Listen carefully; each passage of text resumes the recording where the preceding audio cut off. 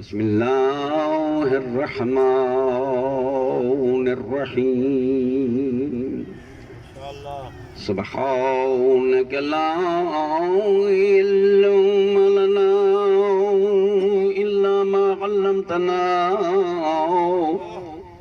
إنك أنت العليم الحكيم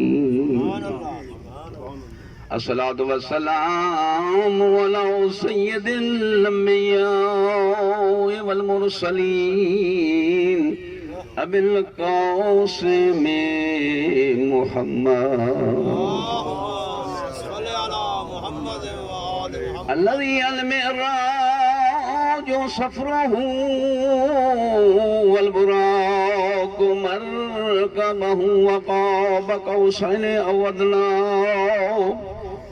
منزله وكان نبيا وآدم بين الماء والطين وعلى آله الطيبين الطاهرين المعصومين الذين أذهب الله عنهم الرجس وطهرهم تطهيرا لا سيما على الحسن والحسين وقال الله تعالى في شأنهما في سورة الرحمن مرج البحرين يلتقيان بينهما برزخ لا يبغيان فبأي آلاء ربكما تكذبان يخرج منهما اللؤلؤ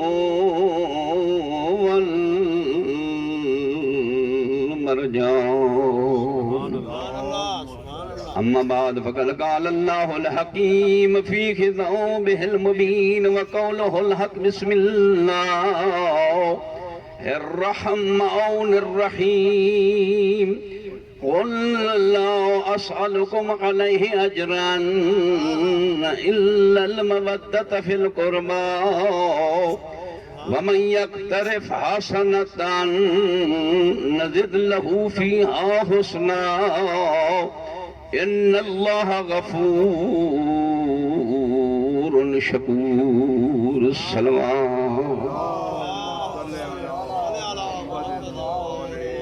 موسم مجھ سے پہلے نعت خان اور ذاکر اہل بیت سید رباح شاہ صاحب علامہ صاحب نے خطاب فرمایا. یقیناً کل خانی کا مقصد یہ ہے کہ یہ زندگی انسان کا ایک سفر ہے اور اس سفر کے اختتام کو اس گھنٹی کو موت کہتے ہیں.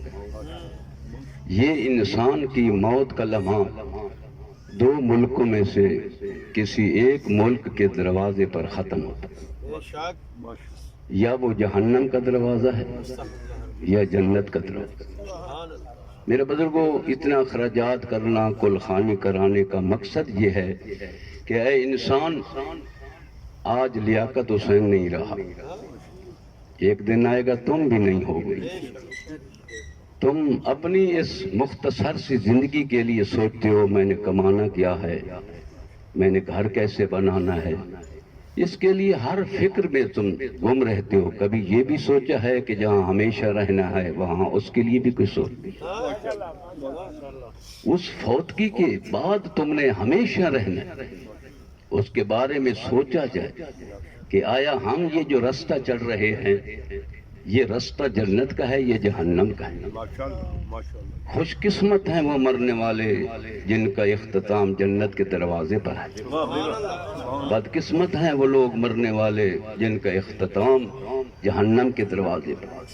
اور میرے بزرگوں کیونکہ اسلام میں کئی راستے بن گئے, وہاں جنت کے راستے ہر بندہ کہتا ہے میرا راستہ ہے. تو اس لیے اللہ نے سورہ بنی اسرائیل میں ارشاد فرمایا کہ یوم ندعو کل اناس بامامہم, ہم نے دنیا میں تجھے رکھا ہے صرف اس لیے کہ اپنا ایسا امام تلاش کر جو تجھے جنت لے جائے۔ ہم نے یہ مہلت تجھے دی ہے کہ اس امام کو تلاش کر کہ جو جنت کے راستے پر لے جائے۔ یہاں اتنی مہلت کے لیے، اور میرے بزرگوں آج کل اس اسلام کے دور میں اگر لوگ مختلف فکر رکھتے ہیں تو اس میں یزیدی فکر بھی رکھنے والے ہیں، لیکن کربلا میں حسین نے یہ فیصلہ کر دیا کہ نماز اور روزے سے پہچان نہیں ہوگی، دیکھنا یہ پڑے گا حسین کا ساتھ کون دیتا ہے، مخالفت کا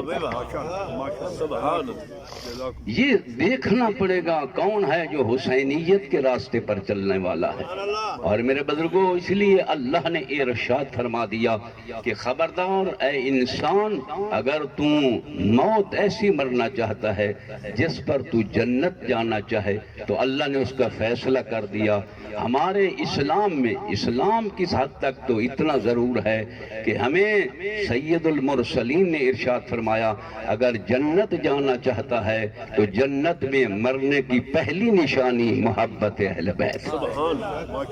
من مات علی حب آل محمد، مولانا صاحب بھی حدیث پڑھ گئے، من مات 11 حدیثیں لکھی ہیں علامہ زمخشری اہل سنت والجماعت کے مفسر نے تفسیر الکشاف میں، علامہ جلال الدین سیوطی نے یہ حدیثیں لکھی، علامہ حجر ابن مکی نے اپنی سوائے کے محرقہ میں حضور نے ارشاد فرمایا اگر دیکھو کہ مرنے والا جنت پہ مرا ہے یا جہنم پر مرا ہے، اسے یہ دیکھو کہ محبت حسین کتنی رکھتا تھا، کہ اہل بیت کی محبت پر کتنا فیض تھا۔ اور میرے بزرگوں حقیقت یہ ہے کہ اس اللہ کی ذات نے ارشاد فرما دیا کہ اے انسان اگر مرنا چاہتا ہے تو رسول خدا کے بعد انسان کے لیے 2 ہی تو راستے بنے ہیں۔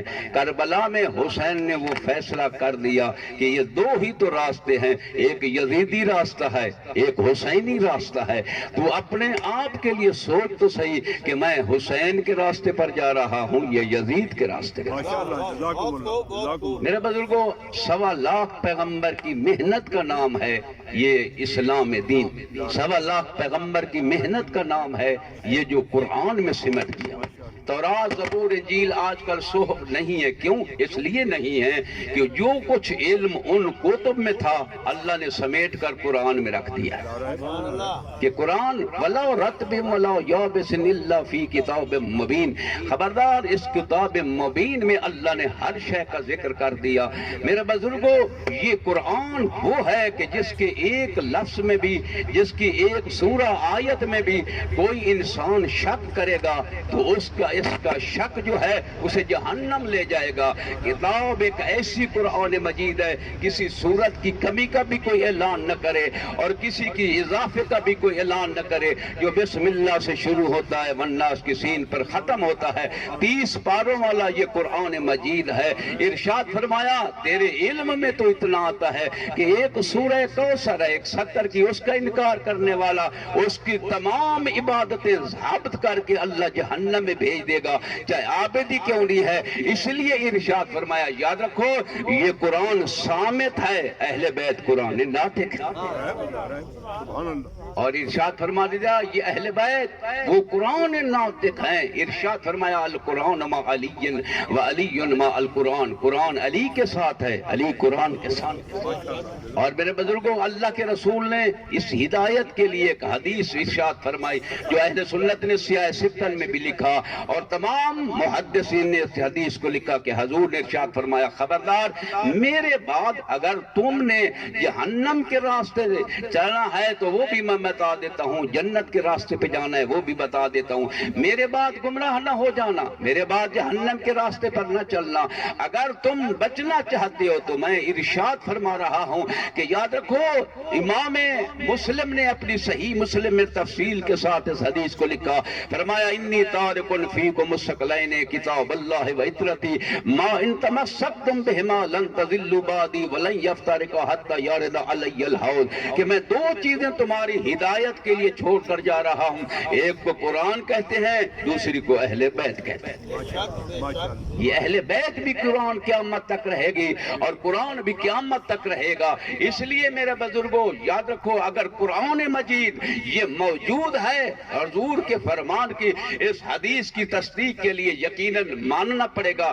اگر قرآن موجود ہے تو وارث قرآن مہدی علیہ السلام بھی موجود، جو اس اہل بیت کے ایک فرد ہیں۔ فرمایا کبھی گمراہ نہ ہونا ان دونوں کے ساتھ ہی تم نے تمسک رکھنا ہے، یا قرآن کے ساتھ یا اہل بیت کے ساتھ۔ اصل میں کہنے کا مقصد یہ تھا کہ اگر قرآن سمجھ نہ آئے تو اہل بیت سے پوچھ لینا، اہل بیت سمجھ میں نہ آئے کون ہے تو آیت تطہیر سے پوچھ لینا کہ کون ہے اہل بیت۔ اس لیے حضور نے ارشاد فرمایا کہ 1.25 لاکھ پیغمبر نے اس اسلام اور دین کو بچایا اور اس کو پہنچایا تمہارے لیے، لیکن یاد رکھنا اللہ نے اس کی اجرت رکھی ہے، اس کی قیمت رکھی ہے، اس کی قیمت اور اجرت ادا کرنا ہے۔ 25ویں پارے آیت نمبر 22 اور 23 میں اللہ نے ارشاد فرمایا، اے میرا حبیب ان سے کہہ دو کہ ذالک الذی یبشرہ اللہ الذین آمنوا وعملوا الصالحات قل لا اسألکم، یہ میں نے جنت رکھی ہے، اس میں ہر قسم کے پھل رکھے ہیں، تمہاری خواہش پر عمل ہوگا۔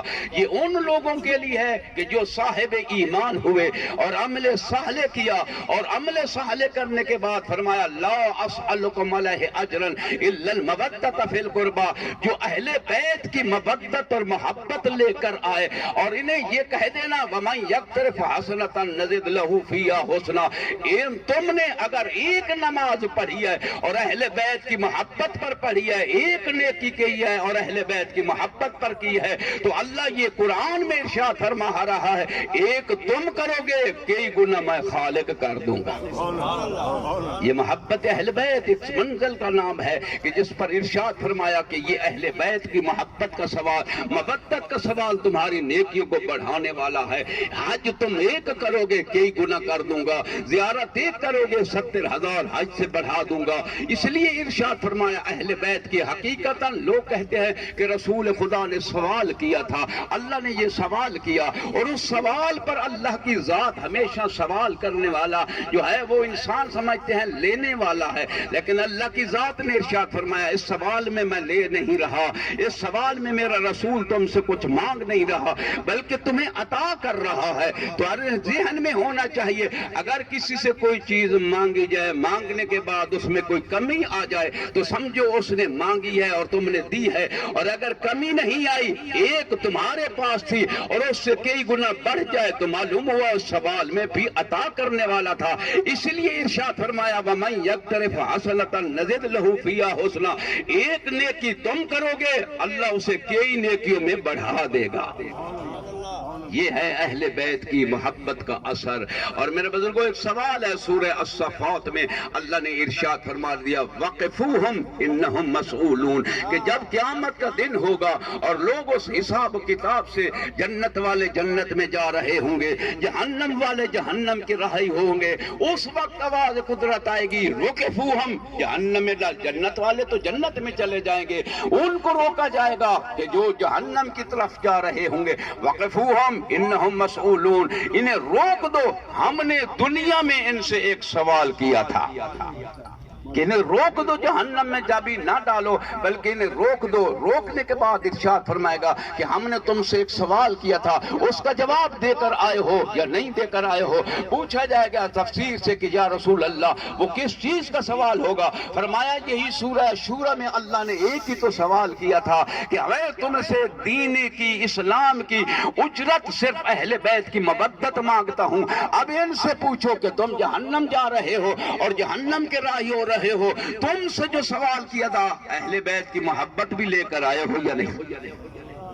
اگر اہل بیت کی مودت ہے تو اللہ انہیں بخشے کے دروازے پر یہاں پہنچا دے گا. اس لیے قرآن میں ارشاد فرمایا من الذی یشفع عندہ الا باذنہ, کون ہے جو محشر کے دن کسی کو چھٹکارا دلا کر اسے جنت میں لے جائے گا؟ یہ وہی بندہ اس دن شفاعت کر سکے گا جسے اللہ نے اذن دیا ہو. اور پھر سورہ مریم میں اللہ نے ارشاد فرمایا کہ 19واں سورہ ہے قرآن مجید کا, اللہ نے ارشاد فرمایا یا سورہ 87 نمبر یہ آیت ہے, فرمایا اس دن کہ اللہ نے جس دن پورے معاشر کو اکٹھا کر کے حساب کتاب کر کے جنت والوں کو جنت میں, جہنم والوں کو جہنم پہنچائے گا, تو اس وقت اللہ نے ارشاد فرمایا لا یملکون الشفاعۃ الا من اتخذ عند الرحمن عہدا.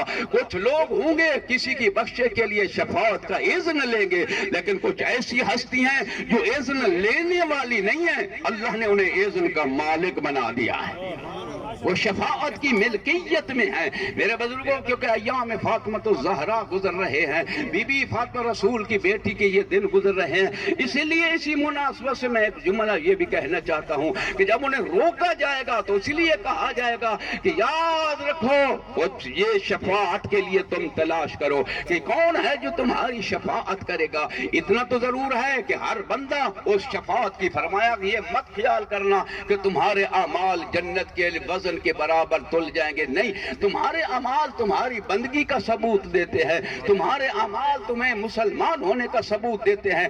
جنت ملے گی تو شفاعت کے باب سے ملے گی, اس لیے ارشاد فرمایا کہ وہاں شفاعت کرنے, بلکہ وہاں دھاندلی نہیں ہوگی کہ ہر بندہ شفاعت کے دروازے پر پہنچ جائے گا. اسی لیے اللہ نے ارشاد فرمایا دنیا میں تمہیں اس لیے رکھا ہے کہ وہ شفاعت جو محشر کے دن کرنے والے ہوں گے ان کا دروازہ تلاش کر کے آنا, ان کی معرفت لے کر آنا. کون ہے جو محشر کے دن شفاعت کرے گا؟ لوگوں نے اتنا لکھا کہ جا فاطمہ الزہرا کے عقد کے لیے کافی صحابہ کرام نے کہہ دیا کہ یا رسول اللہ اپنی بیٹی کا عقد ہمیں دے دیں. رسول منہ موڑ لیتے تھے, رسول انکار کر لیتے تھے, وہ سمجھتے تھے کہ شاید رسول خدا جیسی. حضور نے ارشاد فرمایا تمہیں پتہ نہیں یہ عام بچی نہیں ہے, یہ عام دختر نہیں ہے, یہ کنیز خدا ہے.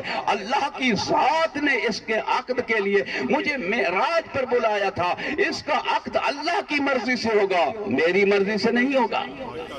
یہ مرضی تمام کو ٹھکرا دیا. ایک آدمی کم از کم جب عقد کے لیے سب کو ٹھکرا دیا, تو میں کہتا ہوں قرآن مجید میں سورہ والنجم ارشاد فرمایا وما ينطق عن الهوى ان هو الا وحی یوحى. رسول خدا کی زبان حرکت ہی نہیں کرتی جب تک کہ وحی خدا نہ ہو. معلوم ہوا رسول کا فرمان مت خیال کرنا, یوں سمجھنا کلام اللہ کا ہے, زبان رسول کی ہے. یہ اللہ بول رہا ہے زبان رسول کے لہجے میں. اس لیے اگر کسی کو رد کیا تو رسول نے نہیں, اللہ نے رد کر دیا, اور کسی کو قبول کیا تو رسول نے نہیں, اللہ کی ذات نے قبول کیا. ایک صحابی ہے, اس نے کہا میں اونٹوں کی قطار دیتا ہوں اور اس میں اتنے حلے ہیں وہ زہرا کے مہر میں دیتا ہوں. رسول خدا خاموش ہو گئے, اور پھر زمین پر ایک ٹھوکر لگائی, زمین شگافتہ ہو گئی. شگافتہ ہونے کے بعد نیچے خزانے جواہرات کے سونے اور چاندی کی کانیں نظر آنے لگی. رسول خدا نے ارشاد فرمایا چاند اونٹوں کو حق مہر بناتے ہیں میری بیٹی کا اور فخر کرتے ہو, تمہیں پتہ نہیں میری بیٹی کی ٹھوکر کا نام کائنات کے خزانے ہیں. یہ فاطمہ الزہرا کی عظمت کا نام ہے کہ اگر وہ ٹھوکر لگائیں تو پورے کائنات کے خزانے پہاڑ جو ہیں وہ سونے کے بن جائیں. لیکن میرے بزرگوں جب عقد ہوا تو علی ابن ابی طالب کے لیے فرما دیا کہ یاد رکھو اس لیے علی کو کعبے میں پیدا کیا گیا, اور فاطمہ الزہرا عام گھر میں خلق پیدا نہیں ہوئی تھی, وہ آئی تھی رسول اللہ کے گھر میں. اور الرجال قوامون علی النساء, مرد حاکم ہوتا ہے عورت پر. کل کو اگر کوئی تاریخ اسلام میں کوئی اپنے تفاخر کی بات کرتے ہوئے یہ کہہ دے کہ یہ رسول اللہ کی بیٹی ہے تو بچہ تو ابو طالب کا ہی تھا. تو اللہ کے اس فخر کو افتخار کو اگر زہرا کہہ دے میں رسول اللہ کی بیٹی ہوں, میں رسول کے گھر پیدا ہوں, علی بھی تو کہہ سکتا ہے میں اللہ کے گھر پیدا ہوں. وہ مولد خانہ کعبہ ہے, مولود خانہ کعبہ ہے.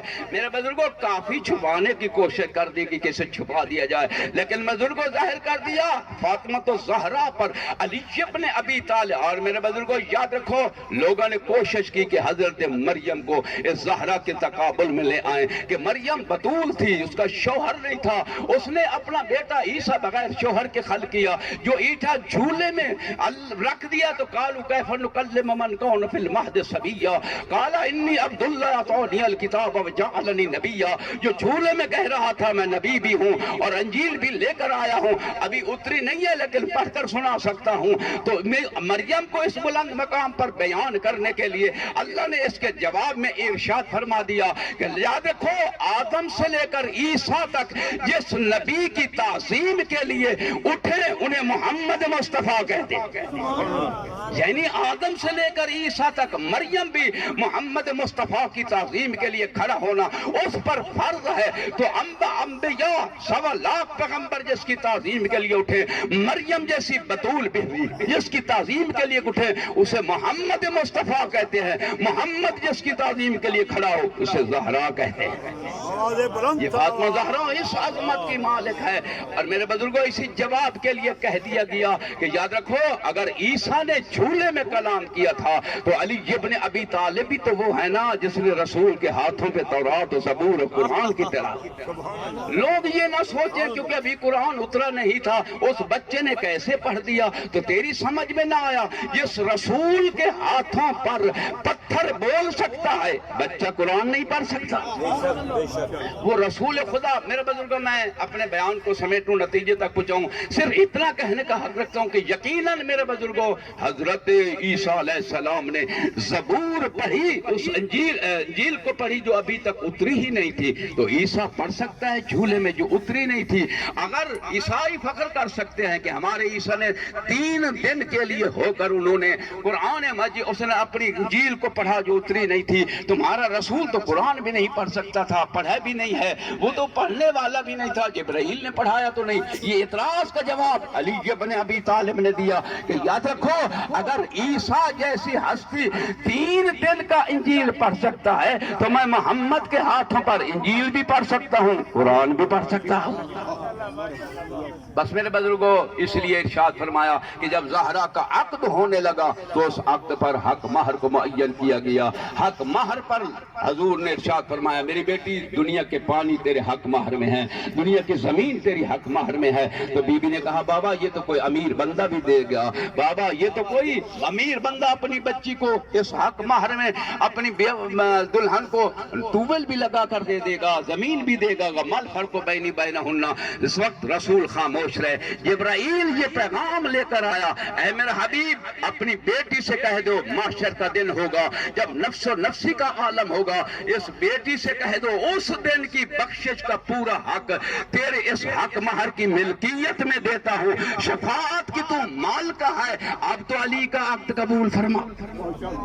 محشر کے دن کی شفاعت کی مال کا رسول کی بیٹی فاطمہ ہے. اس لیے ایک حاکم شاعر ہے اہل سنت کا جو ابھی بھی نعت خان ہے, بہت بڑا عظیم, اس کی نعت شیعہ بھی پڑھتے ہیں, وہ بھی پڑھتے ہیں. اس نے ایک جملہ کہہ دیا کہ یاد رکھو کوئی اس وقت جنت میں نہیں جا سکے گا جب تک شفاعت زہرا نہیں کرے گی.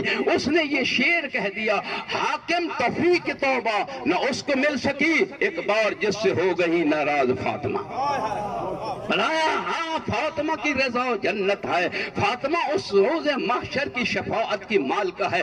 کوئی عورت کوئی مرد اس وقت جنت میں قدم نہیں رکھ سکتا جب تک کہ فاطمہ تو زہرا شفاعت نہیں کرے گی, شفاعت کی مالکہ ہے. اور فرما دیا جس کی ہی دل میں ماں فاطمہ کی محبت ہوگی وہ جنت میں جائے گا. اور میرے بزرگوں ایک حدیث مختصر اور مختصر مسائل پڑھ کر میں اپنے بیان کو ختم کر دوں. ایک حدیث قرآن کی تفسیر میں ہے, سورہ کاف میں اللہ کا یہ 50واں سورہ ہے قرآن مجید میں. ارشاد فرما دیا وَأَلْقِيَوْا فِي جَهَنَّمَ كُلَّ كَفَارٍ عَنِيدٍ. اے تم دونوں ہستیاں جس کو چاہو جہنم میں بھیج دو, جسے چاہو جنت میں بھیج دو. تو فرما دیا وہ قیامت کے دن لوگ کرسیاں لگیں گی, ایک کرسی پر علی بیٹھے گا, ایک کرسی پر محمد مصطفیٰ بیٹھیں گے, اور حکم ہوگا جتنے بھی موجود ہیں ہر ایک کی تیزاب کرتے جاؤ, جہنمی کو جہنم بھیجتے جاؤ, جنت والے کو کو جنت بھیجتے جاؤ. تو اتنا تو علم ہوا نا کہ نبی صرف ہماری اپنی امت کا علم نہیں رکھتے, آدم سے لے کر قیامت تک کے لیے ہر بندے کا علم رکھتے ہیں اور جانتے ہیں ان میں جنتی کون ہے, جہنمی کون ہے. محشر کے دن ان حساب کے حساب سے جنت والوں کو جنت بھیجیں گے, جہنم والوں کو جہنم بھیجیں گے. بس میرے بزرگوں, اللہ نے اتنا ارشاد فرما دیا کہ محشر کے دن اگر شفاعت کی مالکہ ہے تو فاطمہ الزہرا ہے. اور یہ گھرانہ ہی ایسا ہے, حسن و حسین جوانان جنت کے سردار ہیں, علی ان کا سردار ہے, محمد پوری کائنات کا سردار ہے, بی بی زہرا جنت الفردوس میں تمام مستورات جو کائنات میں سب کی سردار فاطمہ الزہرا ہے. اور میرے بزرگوں, اس لیے ارشاد فرما دیا یہ سارا دین اسلام, علامہ اقبال نے تو اتنا ہی کہہ دیا تھا کہ یاد رکھو اس دین اسلام کی حقیقت اس اسلام کی حقیقت اور مقام جو ہے وہ یقیناً امام حسین علیہ السلام کی عظمت پر ہے. انہوں نے یہ جملہ کہہ دیا علامہ اقبال نے, اگر سجدہ حسین کی تفسیر ہو جائے مسلمانوں کا قبلہ روضہ شبیر ہو جائے. یہ حسین علیہ السلام کی عظمت کا ایک جملہ تھا. بس میرے بزرگوں, میں اس بیان کو سمیٹ دیتا ہوں, جتنا مجھے حکم دیا گیا ہے میں اتنا ہی پڑھ دوں گا. اب اتنا ضرور ہے کہ اس دن محشر کے دن اگر کوئی شفاعت کا مالکہ ہے تو وہ فاطمہ الزہرا ہے. کوئی انسان جنت میں نہیں جا سکتا جب تک زہرا راضی نہ ہو. اس لیے کہہ دیا گیا کہ یاد رکھو اگر رضا چاہنی ہے وَمِنَ النَّاسِ مَن يَشْرِي نَفْسَهُ ابْتِغَاءَ مَرْضَاتِ اللَّهِ وَاللَّهُ رَءُوفٌ بِالْعِبَادِ. شب ہجرت جب علی بستر نبی پر, موت کے بستر پر سو گئے تھے, تو اس وقت یہ آیت اتری کہ اے میرا حبیب ان سے کہہ دو اگر محشر کے دن کے لیے تم اللہ کی رضا تلاش کرتے ہو تو ان رضاؤں کا مالک اللہ نے علی کو بنا دیا کہ علی تمہاری رضاؤں کا مالک ہے. کوئی بندہ اس وقت تک رضی اللہ نہیں بن سکتا, کوئی بندہ اس وقت اللہ کی رضا سے جنت میں نہیں جا سکتا جب تک کہ علی راضی نہ ہو, جب تک کہ بطول راضی نہ ہو, جب تک کہ حسنین راضی نہ ہو. اس لیے یہ اہتمام کیا جاتا ہے, تمہیں بلایا دیا جاتا ہے کہ تم آؤ اور یہاں پر اگر رضا لے جانا چاہتے ہو تو وہ اہل بیت کے دروازے سے ملے گی, اگر جنت لینا چاہتے ہو تو وہ اہل بیت کے دروازے سے ملے گی, اگر تم نجات چاہتے ہو تو یہ پہلے مولانا غضنفر شاہ صاحب نے ایک جملہ ہی کہہ دیا تھا کہ حسین وہ تھا کہ جس دن پیدا ہوئے تھے تو فطرت فرشتے کو شفا بخشی تھی, اور جب گئے تھے تو اس وقت امام حسین علیہ السلام نے حر کو جنتی بنا دیا تھا تاکہ دنیا کو پتہ چلے کہ فرشتہ عرش کے رہنے والا تھا اور حر فرش کے رہنے والا تھا. حسین کی شاہی سر زمین پر خیال نہ کرنا, فرش سے لے کر عرش تک حسین جس کو چاہے بخشوا بھی سکتا ہے, جنت پہنچا بھی سکتا ہے. یہ ہے جنت. اور میرے بزرگوں, اس جنت حسین علیہ السلام, اس جنت کا سردار کسی رشتہ داری میں نہیں بنا, اس اسلام پر اخراجات سے بنا. کتنا خرچ ہوا ہے حسین علیہ السلام کا اس اسلام کے بچانے کے لیے. اور میرے بزرگوں, یہ ہاں مسلمان تو ہر بندہ ہے, لیکن اتنا سوچنا ہے یزیدی مسلمان نہیں بننا, حسینی مسلمان. اور میرے بزرگوں, یزیدی بھی نماز پڑھتے تھے, یزیدی بھی روزہ رکھتے تھے, یزیدی بھی حاجی تھے, حافظ قرآن بھی تھے, لیکن میرے بزرگوں کوئی بندہ یہ نہیں چاہتا کہ میں یزیدی بن کر مروں, ہر چاہتا ہے کہ میں یزید سے نفرت کر کے مروں. تو معلوم ہوا اگر تم چاہتے ہو کہ حسینی بننا چاہتے ہو تو کم از کم یزید سے برات کر کے حسین علیہ السلام کے راستے پر آنا پڑے گا. اس لیے میرے بزرگوں, ہم نے یہ ذکر رکھ دیا کہ حسین معمولی ہستی نہیں, جنت کا مالک. سبحان اللہ, بے شک. یہ اللہ نے سورہ دہر میں بھی فرما دیا, سورہ توبہ میں بھی فرما دیا کہ ان اللہ اشترى من المؤمنین انفسهم واموالهم بان لهم جنہ وجزاؤهم بما صبروا جنۃ وحریرا. ان کے صبر کے لیے اللہ نے جنت ان کی ملکیت قرار دے دی ہے. کوئی اس وقت جنت میں قدم نہیں رکھ سکتا جب تک حسین راضی نہ. اور میرے بزرگوں کمال یہ ہے کہ اس وقت بھی مسلمان ایسے ہیں جو یزید کا دم بھر رہے ہیں، اس وقت بھی لوگ ایسے ہیں جو یزید کی حمایت کے لیے کراچی میں جلوس نکال رہے ہیں میرے بزرگوں۔ لیکن یہ تو فیصلہ خدا ہے نا کہ تم یزیدی بنو تمہاری مرضی، حسینی بنو تمہاری مرضی، یہاں تمہاری مرضی چلے گی۔ محشر کے دن حسینیوں کو حسین کے ساتھ اٹھاؤں گا، یزیدیوں کو یزید کے ساتھ، جہاں یزید جائے گا وہاں تمہیں جانا پڑے گا۔ اور یہ جملہ علامہ اقبال نے بہت عظیم اس سمندر کو سمیٹ کر ایک جملے میں کہہ دیا، عجب تماشا ہوا اسلام کی تقدیر کے ساتھ، قتل حسین ہوئے نعرہ تکبیر کے ساتھ۔ اور آج جل بھی یزیدی تم نے نہیں دیکھا پشاور میں جب بچوں کو کھڑا کر کے بڑی بڑے داڑھیاں والوں نے کہا نعرہ تکبیر، اور نعرہ تکبیر کر کے وہ بچے جو وہ سکول میں تھے، معصوم بچے تھے، ان پر گولیاں برسا دیں۔ یہ وہی یزیدی تاریخ تو ہے نا۔ اس لیے میرے بزرگوں ارشاد فرمایا کہ تمہیں پتہ نہیں کتنا خرچ ہوا ہے حسین کا، بہت خرچ ہوا زہرا۔ علی اکبر جیسی ہستی کو قربان کرنا، مجھ سے پہلے علی اکبر کے جملے اظہر شباز شاہ صاحب خطاب فرما رہے تھے، اور باقی بھی میرے بزرگوں حسین نے علی اکبر کو قربان کیا۔ لیکن میرے بزرگوں یہ تو اس وقت آپ اندازہ لگا سکتے ہیں نا جس گھر سے کسی جوان کا جنازہ اٹھ رہا ہو، اس وقت اندازہ لگائیں کہ بیٹیوں کی کیا آواز آتی ہوگی، اس وقت اندازہ لگائیں کہ ورثاء کی کیا آواز آتی ہوگی۔ لیکن کمال یہ ہے میرے بزرگوں جب حسین آخری سلام کر کے چلے، گھوڑے پر بیٹھے اور چلنے لگے، تو اس وقت امام نے تمام بیبیوں کو کہا اِنَّ لِلَّهِ وَإِنَّ سلام ہو میں جا رہا ہوں، پھر نہیں آنا۔ اور ایک بیوی کو پتا تھا حسین نے واپس نہیں آنا تھا، کہتے ہیں حسین ایسے خیموں سے برآمد ہوئے جیسے شریفوں کے گھر سے کوئی جنازہ نکل رہا۔ حسین تھے گھوڑے پر، لیکن میرے بزرگوں جنازہ جیسے الوداع کیا کہ بہنیں سمجھتے تھیں ہمیں حسین کی لاش پہ کوئی آنے نہیں دے گا، ہمیں حسین کے ذبح کرتے ہوئے کوئی پہنچنے نہیں دے گا۔ میرے بزرگوں اس وقت جب حسین ابن علی جیسی ہستی چلے تو چلتے ہوئے گھوڑا رک گیا، گھوڑے کا رکنا تھا۔ امام نے دیکھا گھوڑا کیوں رک گیا، تھک گیا ہے، مجھے صرف اپنی مقتل گاہ تک پہنچا، پھر میں قیامت تک سوار نہیں ہوں گا۔ تو گھوڑے نے اپنا اشارہ کر کے کہا فرزند رسول اگر حکم دیتا ہے تو تجھے نجف پہنچا دوں، میں تھک نہیں گیا، حکم دیتا ہے تو تجھے مدینے پہنچا دوں، صرف رک اس لیے گیا ہوں۔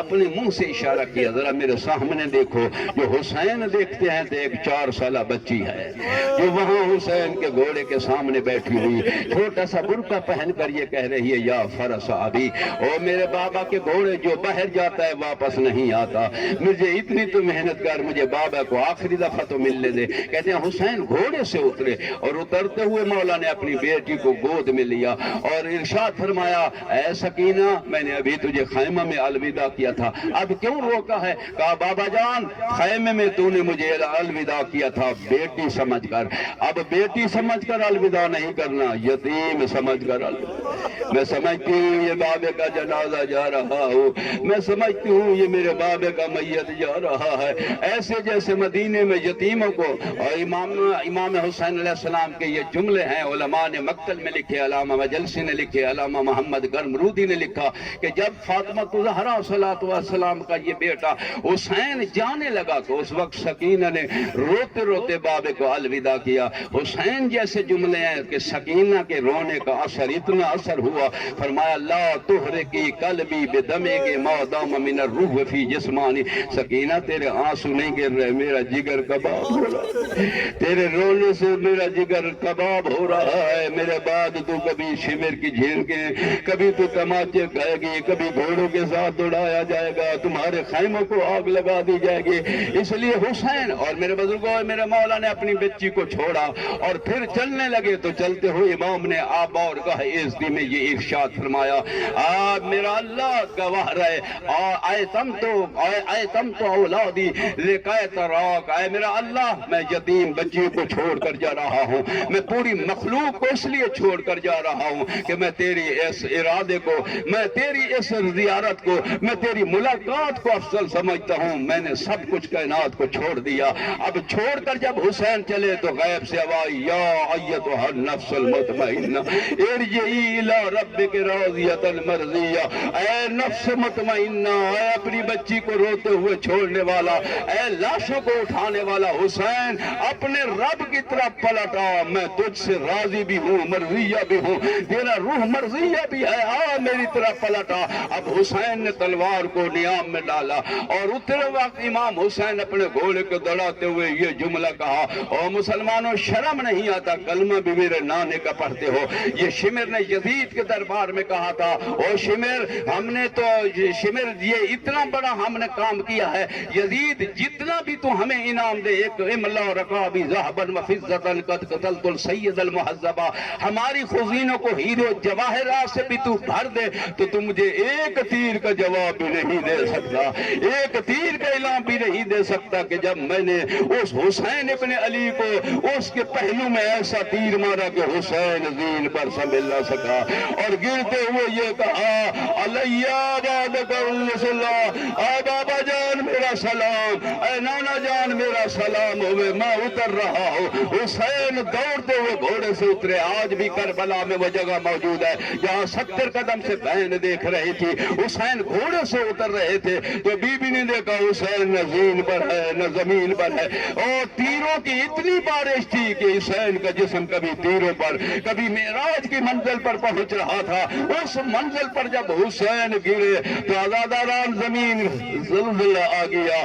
بہن نے دیکھتے ہوئے کہا، جب چوتھی ضرب حسین کی چلی تو حسین کے منہ سے نکلا، این لین الفرسان الحجا، او میرے بہادروں تم کہاں گئے ہو؟ میں نے تمہاری لاشوں کو اٹھایا بھی ہے، میں نے تمہیں کربلا میں بھیجا بھی ہے میدان میں، کون ہے جو مجھے دیکھنے والا ہو؟ اتنے میں 70 قدم سے بہن کی آواز آئی، بھائی پدے سجدہ میں تجھے دیکھ رہی ہوں، او خیمے پہ تیری بچی سکینہ رو رہی ہے وہ دیکھ رہی ہے، حسین تم سجدہ دو میں تیری بہن زر میں گن رہی ہوں۔ کہتے ہیں جب چوتھی ضرب چلی تو اس وقت زینب عالیہ نے اس فوج کی طرف نظر کی، تو جب نظر کی تو صحابی رسول کا بیٹا عمر ابن سعد بن ابی وقاص کا بیٹا جو فوج کی جرنیل سمجھا رہا تھا، اسے دیکھا تو بی بی نے کسی اور سے تو کلام نہیں کیا، کہا تو صحابی کا بیٹا ہے، یہ رسول کا بیٹا ہے۔ وہ صحابی انت تنظرو واقعی وقتی یقتل عطشانا، کیا تو دیکھ رہا ہے رسول کا بیٹا پیاسا مارا جائے؟ کہتا ہے ایسے زینب کے جملوں پہ اس کی آنکھیں برس پڑی لیکن منہ دوسری طرف کر لیا، جواب نہ دیا، اپنے لالے کی طرف رخ کر کے کہتی ہے، واہ محمد، او نانا یہ دیکھ مدینے میں اس کربلا کی زمین سے رسول کی آواز آئی، او بیٹی صرف حسین کو یہ لیے اکیلا نہ سمجھنا، میں محمد بھی آیا ہوا ہوں، علی بھی آیا ہوا ہے، ماں زہرا بھی آئی ہوئی ہے، انبیاء کی صفیں لگ رہی ہے، حسین کا سجدہ دیکھ رہے ہیں۔ آخر میں قریب اللہ کی زمین میں زلزلہ آیا، سرخ انہاری چلی اور خون کی بارش ہوئی۔ مقتل نے لکھا کہ خون تر ہو گیا، ہاں سورج اس وقت ظہر کا وقت تھا، سورج گرہن میں اتنا ہوا کہ ستارے نکلنے لگے۔ اس منزل پر یہ اعلان ہوا، الا قد قتل الحسین، حسین شہید ہو گیا۔ حسین کی زلف سے پکڑ کر ظالم نے سر کو بلند کیا، بہن کی آواز آئی، واہ محمد، او نانا ایسے تیرے ہی جسم میں، اے نانا ایسے ہی تیرے بیٹے کو، ایسے ہی تیرے جگر کو شہید کیا گیا۔ اللہ اللہ نت اللہ علیہ